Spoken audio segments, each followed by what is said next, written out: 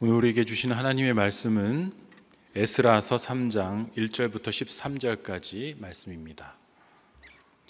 에스라서 3장 1절부터 13절까지 말씀을 제가 봉독해 올리겠습니다. 이스라엘 자손이 각자의 성읍에 살았더니 일곱째 달에 이르러 일제히 예루살렘에 모인지라. 요사닥의 아들 예수아와 그의 형제 제사장들과 스알데엘의 아들 스룹바벨과 그의 형제들이 다 일어나 이스라엘 하나님의 제단을 만들고 하나님의 사람 모세의 율법에 기록한 대로 번제를 그 위에서 드리려 할세. 무리가 모든 나라 백성을 두려워하여 제단을 그 터에 세우고 그 위에서 아침 저녁으로 여호와께 번제를 드리며 기록된 규례대로 초막절을 지켜 번제를 매일 정수대로 날마다 드리고 그 후에는 항상 드리는 번제와 초하루와 여호와의 모든 거룩한 절기의 번제와 사람이 여호와께 기쁘게 드리는 예물을 드리되 일곱째 달 초하루부터 비로소 여호와께 번제를 드렸으나 그때 여호와의 성전 지대는 미처 놓지 못한지라. 이에 석수와 목수에게 돈을 주고 또 시돈 사람과 두로 사람에게 먹을 것과 마실 것과 기름을 주고 바사왕 고레스의 명령대로 백향목을 레바논에서 욥바 해변까지 운송하게 하였더라. 예루살렘에 있는 하나님의 성전에 이른 지 2년 둘째 달에 스알디엘의 아들 스룹바벨과 요사닥의 아들 예수아와 다른 형제 제사장들과 레위 사람들과 무릇 사로잡혔다가 예루살렘에 돌아온 자들이 공사를 시작하고 20세 이상의 레위 사람들을 세워 여호와의 성전 공사를 감독하게 하매 이에 예수아와 그의 아들들과 그의 형제들과 감미엘과 그의 아들들과 유다 자손과 헤나닷 자손과 그의 형제 레위 사람들이 일제히 일어나 하나님의 성전 일꾼들을 감독하니라. 건축자가 여호와의 성전의 기초를 놓을 때에 제사장들은 예복을 입고 나팔을 들고 아삽 자손 레위 사람들은 제금을 들고 서서 이스라엘 왕 다윗의 규례대로 여호와를 찬송하되 찬양으로 화답하며 여호와께 감사하여 이르되 주는 지극히 선하심으로 그의 인자하심이 이스라엘에게 영원하시도다 하니 모든 백성이 여호와의 성전 기초가 놓임을 보고 여호와를 찬송하며 큰 소리로 즐거이 부르며 제사장들과 레위 사람들과 나이 많은 족장들은 첫 성전을 보았으므로 이제 이 성전의 기초가 놓임을 보고 대성통곡하였으나 여러 사람은 기쁨으로 크게 함성을 지르니 백성이 크게 외치는 소리가 멀리 들리므로 즐거이 부르는 소리와 통곡하는 소리를 백성들이 분간하지 못하였더라. 아멘. 최근에 일본의 도쿄를 난생 처음으로 다녀왔습니다. 저는 원래 어떤 도시를 가든지 그 도시를 처음에 가면 들르는 곳이 있습니다. 그건 바로 박물관 그리고 미술관입니다. 박물관과 미술관을 본 다음에는 그 도시의 종교의 중심지를 꼭 찾아서 거기를 순례하곤 합니다.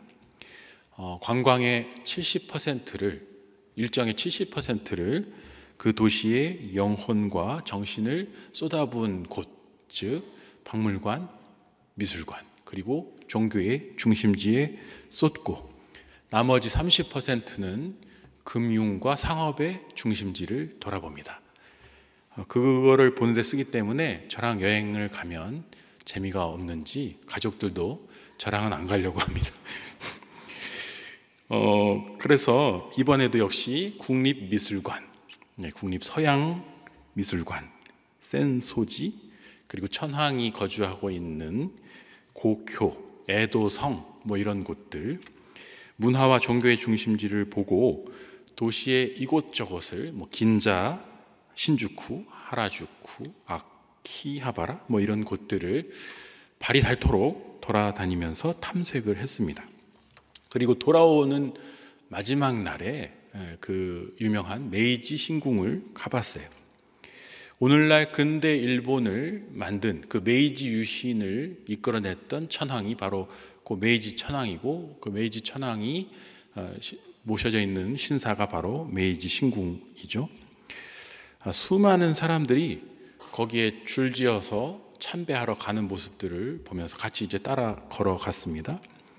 그리고 조용히 참배하고 그 신사에서 참배하는 모습을 보니까 3번 절하고 동전을 던지고 이렇게 조용히 사라지더라고요. 수많은 사람들이 가가지고 조용히 그것을 순차적으로 행하는 모습을 보면서 굉장히 큰 충격을 받았습니다. 그때 제가 깨달았어요. 그 일본을 내내 걸어다니면서 많은 걸 배웠지만 그 메이지 신궁에서 비로소 깨달았습니다. 일본이란 나라의 정체성, 일본이란 나라의 정수는 바로 여기에 있구나. 천황과 신사를 중심으로 한 신앙, 그것이 바로 일본이라는 나라의 영혼과 골수구나. 그리고 바로 그 천황이 중심으로 이끌어낸 근대화, 자본주의화, 그리고 현대화, 이게 바로 오늘날 일본의 모습이구나, 이것을 깨달았습니다. 그리고 하나 인상적이었던 거, 제가 받은 인상적이었던 것은 너무너무 고요하다라는 거예요. 지하철을 타고 가는데 뭐 소리를 하나도 들을 수가 없어요. 아무도 얘기를 안 하더라고요. 그리고 공원에, 그 넓은 공원에 수많은 사람들이 막 나들이 피크닉을 즐기는데 떠드는 사람이 하나도 없더라고요. 그래서 제가 너무 신기해서 그 공원에 좀 앉아 있는데 마침 떠드는 소리가 들려서 그렇지, 일본도 떠들 수밖에 없겠지 하고 들어보니까 한국말이었어요. 그래서 이게 뭐 일본 사람들은 옆에 그 넓은 공원에서도 조곤조곤 얘기하고, 그 박물관에서는 조그만 애들도 한마디도 안 떠들고 소곤소곤 얘기하는 걸 보고 무섭더라고요. 어떻게 이렇게 전체 국민이 철저히 남의 배려라고 할까요? 폐를 안 끼치려고 하는 모습들, 그리고 뭔가 문제를 일으키지 않으려고 하는, 서로를 되게 신경 쓰는 그 모습을 보면서 어떻게 이렇게 무섭도록 훈련돼 있을까라는 것을 느꼈고, 조금만 바꿔 생각하면 이 무시무시한 집단이 천황과 또 국가의 중심으로 전체주의적인 힘으로 모일 때 다시 얼마든지 거대한 전쟁을 일으키고 또 파괴력을 발휘할 수 있겠다라는 그런 두려움이 한편으로는 들었습니다. 그래서 도쿄 시내와 메이지 신궁을 다 둘러보고 나니까 어떤 생각이 들었냐면, 일본이 우리를 점령하고 식민 통치한 36년의 시간들이 비로소 몸에 약간 다가왔어요. 어떤 식으로 이들이 우리를 통치했을까가 손에 잡히듯이 그려졌습니다. 아마 이들이 이렇게 생각했을 것 같아요. 조선은 일본의 일부다. 그리고 서울은 작은 동경이다. 이런 생각을 가지고 서울역 역사를 짓고, 그 다음에 이제 조선 총독부를 세우고 도로를 내고 철도를 깔고 일본에서 했던 그 근대가 그대로 조선에서 했겠구나. 그 시스템과 그 정신, 그것을 그대로 이식하려고 했겠구나. 그러다 보니 신사를 세우고 신사 참배를 강요하게 됐겠구나. 저 일본의 시스템 그대로 여기를 그렇게 만들려고 했겠구나라는 것이 확 와닿았습니다. 하마터면 우리 모두가 신사 참배를 하면서 일본어를 쓰면서 살 뻔했는데, 이 광복을 허락해 주신 하나님의 은혜로 지금 이렇게 우리가 자유롭게 예배하면서 하나님을 찬양하고 또 우리가 한 민족으로서 살 수 있다라는 은혜에 다시 한번 감사를 드렸습니다. 그러면서 이제 말씀을 묵상하다가 이 에스라서를 다시 한번 이제 묵상하게 된 것이죠. 우리가 읽지는 않았지만 에스라서 1장에 보면 바벨론의 포로로 잡혀 살아가던 이스라엘 백성이 해방되는 과정이, 그 계기가 나옵니다. 그건 바로 페르시아 왕 고레스가 이 바벨론에게 의해서 끌려가서 그 바벨론에 잡혀서 살아가던 이스라엘 백성들을, 그 바벨론을 페르시아가 물리치고 점령하면서 바벨론을 복속시키고 바벨론에 의해 끌려갔던 이스라엘 백성들을 풀어주면서 고향으로 돌아가라. 그 고레스 왕이, 페르시아 왕 고레스 왕이 이 이스라엘을 해방시키거든요.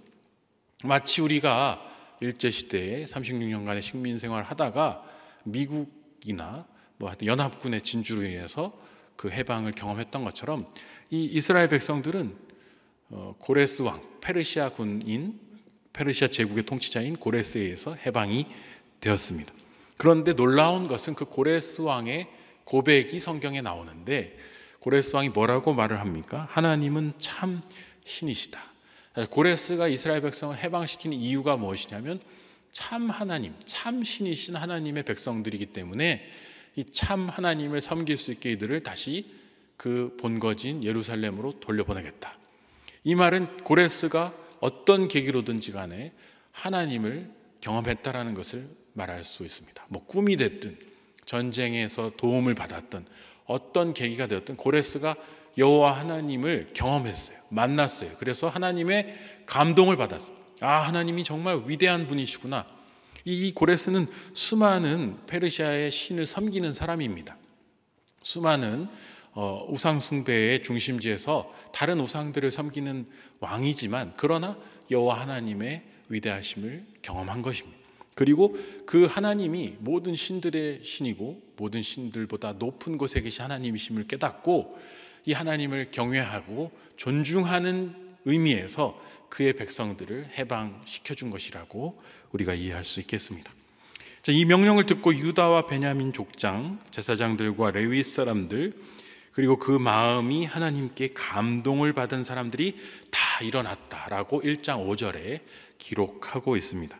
그리고 2장에 보면은 수많은 사람들이 떠나서 이제 예루살렘으로 향해서 그 예루살렘 땅에 정착했다라고 하면서 그 무리들의 이름들이 쭉 기록되어 있는 것을 보게 됩니다.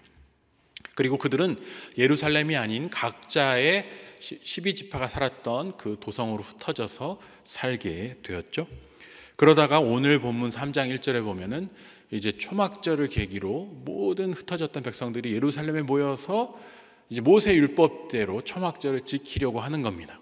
그래서 번제단을 만들어요. 왜냐하면 이게 제사를 지내려면 성전은 다 부서졌지만 번제를 드리기 위해서는 급한 대로 번제단을 만들어서 거기에 이제 제사를 드리고 번제물을 올리고 태워야 되지 않겠습니까?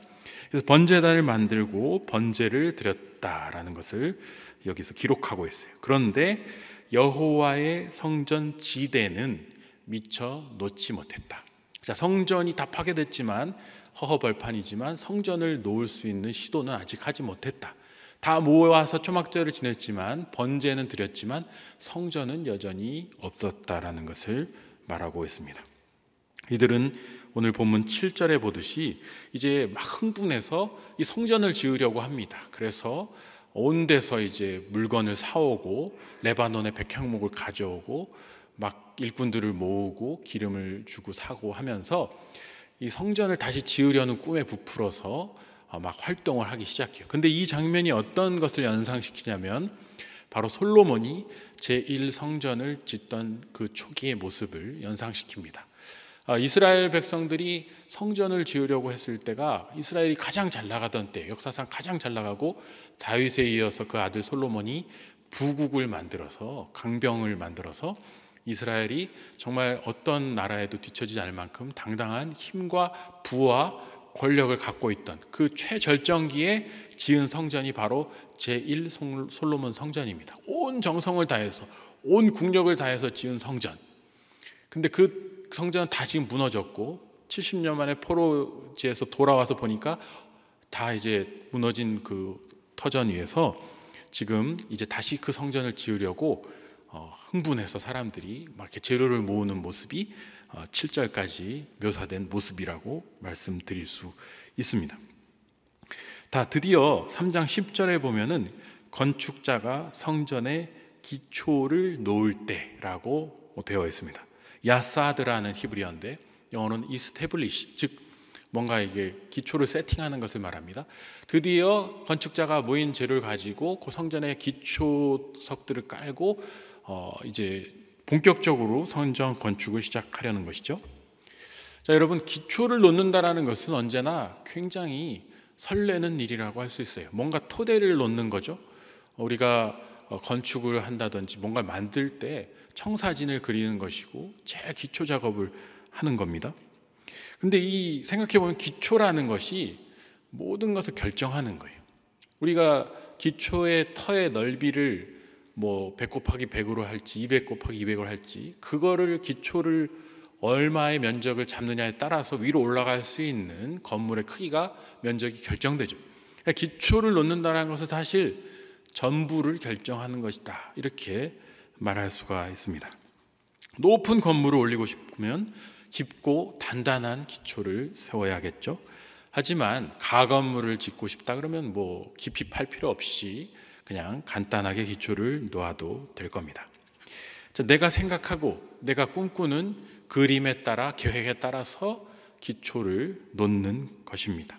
그런데 기초는 눈에 안 보입니다. 기초는 일단 놓고 나면 눈에는 안 보여요. 왜냐하면 그 위로 이제 건물이 올라갈 것이기 때문에. 그렇지만은 그 건물을 떠받드는 것은 기초다, 이렇게 말할 수 있습니다. 우리의 삶의 계획도 마찬가지죠. 우리 대부분은 한 해의 계획을 연말과 연초에 세우곤 합니다. 목표와 청사진을 그리죠. 여러 가지 결심들도 합니다. 하루의 생활 습관도 다시 계획하고 다짐하죠. 내가 아침에 일어나서 성경부터 읽을 거야. 그리고 기도를 얼마나 할 거야. 그리고 신문을 볼 거야.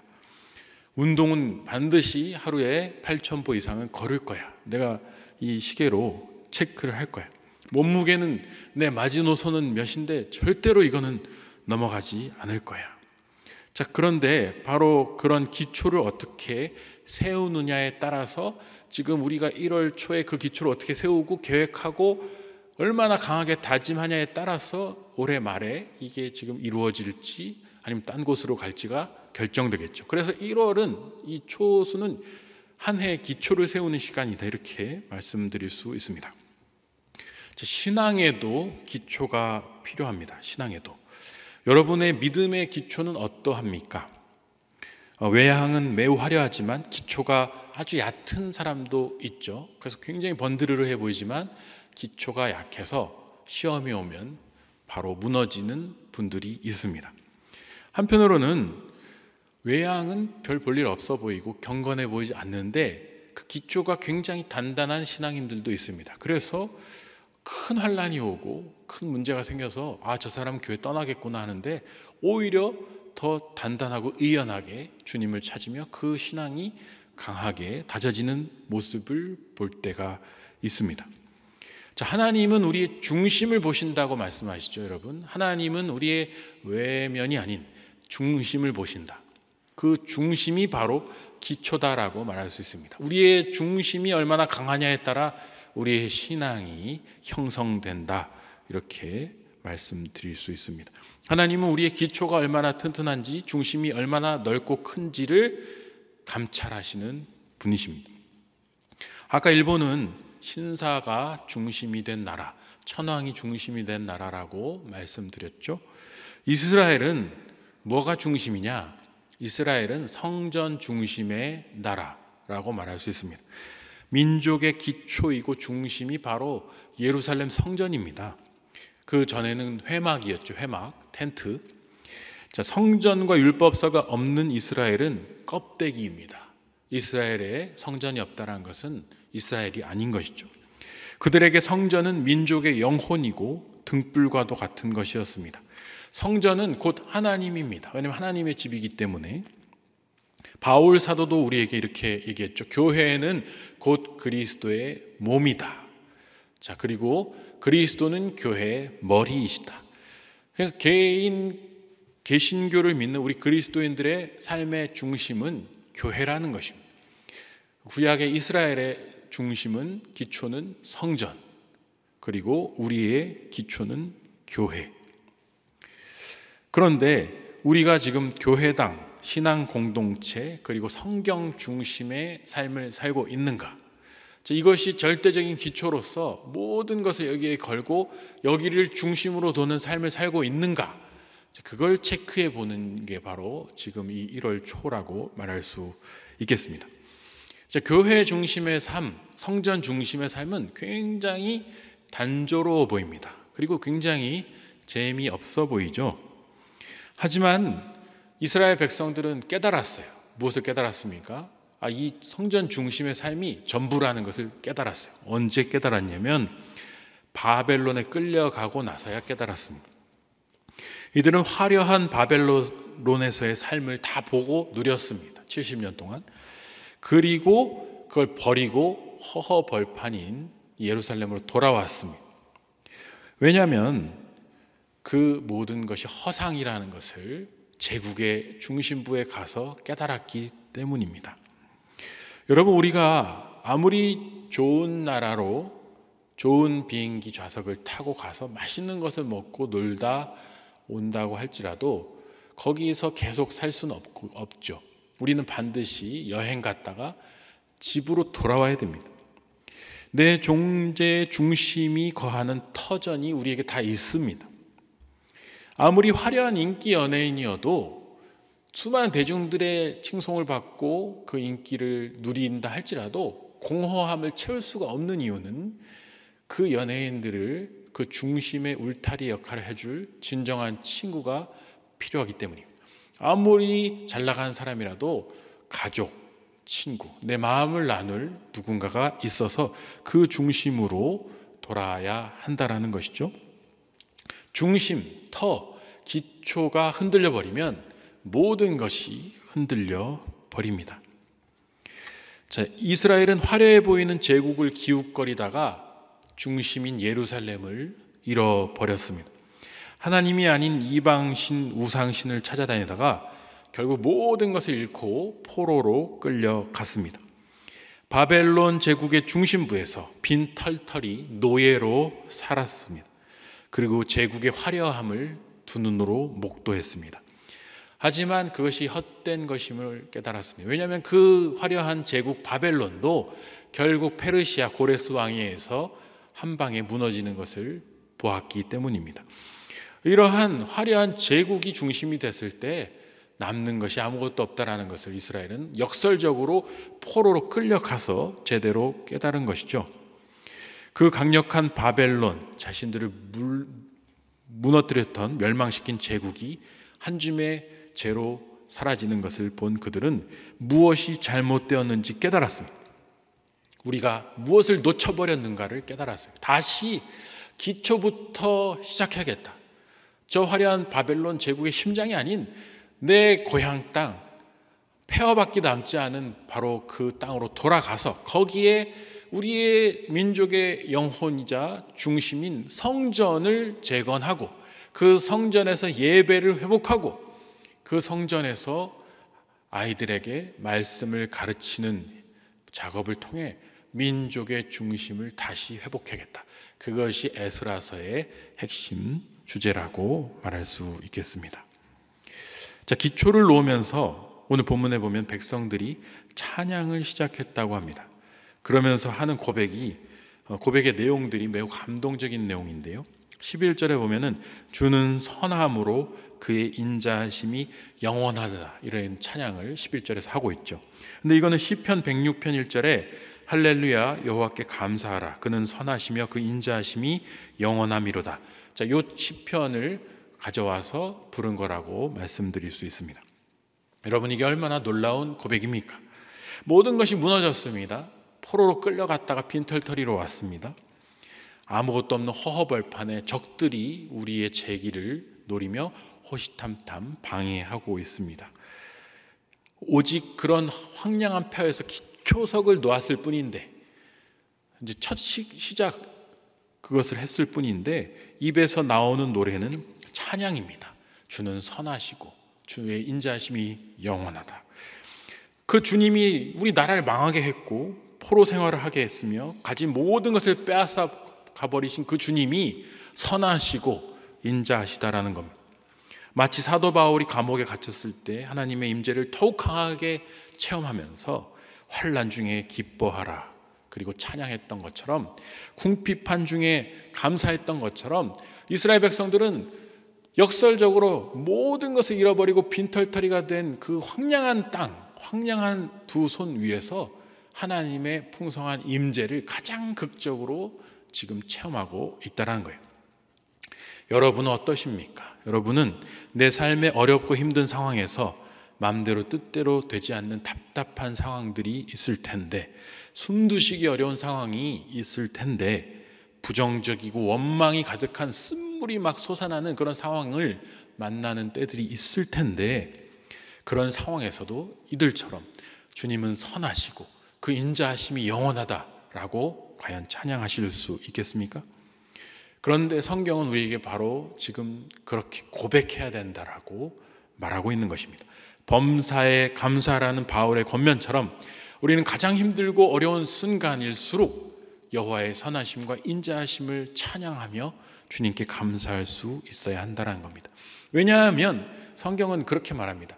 하나님이 우리의 상황을 반전시켜서 그런 게 아니라 하나님이 그런 분이시기 때문에, 우리는 그 하나님을 신뢰하기 때문에 하나님을 찬양하라라고 말한 것입니다.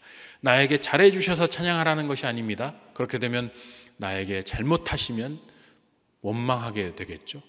상황이 어떻든지 간에 하나님이 신실하시고 하나님이 영원 불변하시고 하나님이 언제까지나 나에게 인자하신 하나님이심을 내가 믿기에, 그 하나님을 내가 붙들기에 하나님을 찬양합니다. 이것이 오늘 우리의 이스라엘 백성들이 보여주고 있는 놀라운 신앙의 고백입니다. 제단을 쌓고 예배를 시작한 후에 이스라엘 백성들은 성전 공사를 비로소 시작합니다. 그런데 이 기쁨의 시간에, 너무너무 기쁘잖아요. 다시 시작하는 이 시간에 두 가지 상반된 반응이 나타나죠. 나이 많은 족장들은 대성통곡했다라고 나옵니다. 그런데 반면에 다른 사람들, 처음 온 젊은이들은 너무너무 기뻐서 함성을 질렀다라고 말하고 있습니다. 여러분, 왜 족장들이 대성통곡을 했을까요? 몇 가지 이유가 있을 텐데, 첫 번째는 이 성전을 다시 지으면서 얼마나 감동했겠어요. 우리가 잃어버렸던 이 성전을 수복하고 이 고토를 회복하는, 그리고 그 타향살이에, 노예살이에 그 서름이 막 북받쳐 올라서 눈물이 나왔겠죠. 그런데 한편으로는 이 성전의 규모를 보고 슬퍼서 울었을 겁니다. 왜냐하면 제가 아까 말씀드린 것처럼 제1성전이고 이건 스룹바벨 성전은 제2성전이라고 할 수 있는데, 이 어르신들은 제1성전을 본 사람들이, 그 제1성전이 얼마나 화려하고 그 위용이 대단하고 규모가 컸던지를 직접 보고 거기서 예배를 드렸던 사람이, 그리고 끌려갔다가 돌아와서 다시 성전의 기초를 놓고 보니 과거의 성전과 비교했을 때 너무나 작고 초라한 모습에 주님께 죄송하고 또 슬픈 그 역사적인 상황들이 마음에 새겨져서 대성통곡했다라고 볼 수 있습니다. 자, 그런데 이 성전의 기초를, 과거 성전을 모르는 사람들은 이 성전을 다시 쌓는다는 것만으로 너무 기쁘고 감사해서 함성을 지르고 행복해했다는 거예요. 여기 상반된 두 장면, 한편은 너무 슬퍼서 울고 있고 한 사람들은 너무 기뻐서 웃고 있는 이 장면이 이 동시적인 사건, 즉 성전 공사의 기초를 놓는 바로 이 현장에서 상반된 반응이 지금 나타나고 있는 것을 우리는 보게 됩니다. 근데 상반된 반응인데 문제가 생기지 않았어요. 왠지 아십니까? 여기에 은혜와 감동이 충만했기 때문입니다. 이게 중요해요. 여러분, 모든 교회 공동체에는 의견이 다른 사람들이 있을 수 있습니다. 상반된 의견들이 부딪힐 수 있어요. 어떻게 다 똑같을 수 있겠습니까? 다양한 의견들이 있고 다양한 사람들이 있고 다양한 방향성들이 있어요. 하지만 교회가 은혜가 충만하고 성령이 충만하고 감동이 충만할 때는 이런 문제가 되지 않습니다. 그것이 오히려 서로의 장점을 극대화하는 시너지로 작용할 수 있다라는 것이죠. 그래서 교회의 온도가 은혜와 사랑으로 따뜻하고 높을 때는 이런 다양한 입장들이 충돌하는 게 전혀 문제가 되지 않는다라는 것이죠. 가정도 마찬가지입니다. 가정에도 우리의 온도가 높을 때, 즉 사랑과 은혜와 감사와 찬양이 충만할 때는 가족 구성원들끼리 의견이 좀 다르고 문제가 있어도 허허 웃으면서 위로하고 격려하면서 넘어갈 수 있어요. 하지만 가정에 은혜가 떨어지고 또 궁핍함이 찾아오고 서로 각박해지면 작은 문제 하나가 폭발해서 엄청난 싸움으로 번질 수 있다라는 겁니다. 개인도 마찬가지. 모든 공동체와 개인을 유지하는 핵심 에너지는 바로 하나님이 부어주시는 은혜다, 이렇게 말할 수 있습니다. 시편 126편 1절 이렇게 돼 있어요. 여호와께서 시온의 포로를 돌려보내실 때 우리는 꿈꾸는 것 같았도다. 자, 이것이 바로 성전을 재건하는 이 사람들이 처해 있던 상황이에요. 꿈꾸는 것처럼, 너무너무 현실과 비현실이 섞인 것처럼 너무 좋아서 이게 꿈인가 생신인가 싶을 정도로 좋았다는 거예요. 이게 바로 신앙의 힘입니다. 여러분, 교회 공동체가 다시 살아나고 이 교회, 한국교회가 다시 살아날 수 있는 비밀은 바로 여기에 있습니다. 바로 우리 모두가 처음 첫사랑 때 느꼈던 하나님을 사랑하고 하나님을 찬양하며 우리가 모든 공동체가 힘을 합쳐서 뭔가 교회를 세우고 공동체를 세우고 하나님 나라를 위해서 힘을 합쳐서 기쁘게 뛰어가면서 너무 좋아서 서로 함께 있고 함께하는 그 자체가 너무 좋아서 꿈꾸는 것 같았다는 고백이 터져 나오고, 그렇게 아름답게 교회 공동체를 이루는 바로 그 시기, 그게 우리가 다 겪어왔던 시기인데, 바로 이것을 회복할 때 교회는 다시 눈물과 기쁨과 감사의 은혜를 회복할 수 있게 된다라는 것입니다. 사랑하는 여러분, 새해가 시작되었습니다. 자, 우리는 무엇을 잃어버렸고 무엇을 회복해야 하는지 다시 한번 생각하고, 잃어버린 것들을 다시 찾고 쌓아 올리기 위해서 우리에게 올 이 새해 벽두에 어떤 기초 공사가 필요한지 하나님 앞에 말씀 읽고 기도하고 무릎 꿇고 찬양하면서 그 주님과 더불어 남은 1월 한 달을 아마 그 기초 공사를 하고 내 모든 연약한 것들을 다시 다지고 하나님 앞에 회복하는 그런 복된 시간으로 세울 수 있기를 바랍니다. 그래야 해서 주님과 더불어 더욱더 풍성한 한 해를 계획하고 만들어가는 우리 모두가 되실 수 있기를 주님의 이름으로 축원합니다. 함께 기도하겠습니다.